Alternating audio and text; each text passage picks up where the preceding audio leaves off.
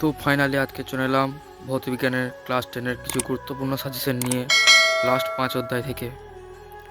প্রথম প্রশ্ন, সমযোজ্যতা কি? তড়িৎযোজী ও সমযোজী যৌগের পার্থক্য লেখো। এ ও বি মৌল দুটির পরমাণু ক্রমাঙ্ক যথাক্রমে 12 এবং 17। পরমাণু দ্বারা গঠিত যৌগের সংকেত লেখো। 2 নম্বর প্রশ্ন, আয়নীয় যৌগগুলির গলনাঙ্ক উচ্চ কেন? C2H2 যৌগের চিত্র অঙ্কন করো। কোনটি তড়িৎযোজী কোনটি সমযোজী যৌগ এগুলি যাচাই করো। দেওয়া যায় H2O, CO2, PCl5N2। 3 নম্বর প্রশ্ন, কঠিন অবস্থায় NaCl তড়িৎ পরিবহন করে না কেন?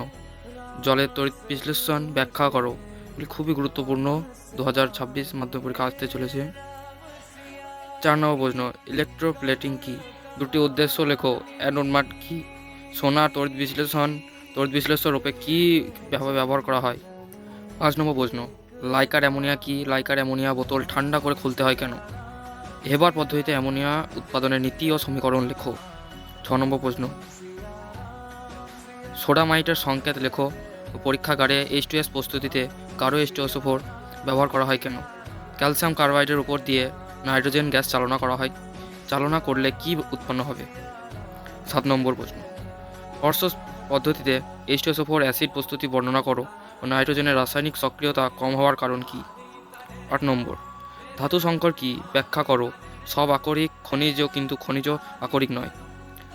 কাঁসা ও স্টেনলেস স্টিলের উপাদানগুলি লেখো।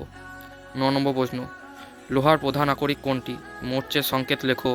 মোর্চে নিবারণ পদ্ধতিগুলো কি লেখো। 10 নম্বর, অ্যালুমিনিয়াম ফয়েল মোড়া চাটনি খাওয়া উচিত নয় কেন? এবং কোন ধাতুগুলিকে কার্বন বিজারণ পদ্ধতিতে নিষ্কাশন করা হয়?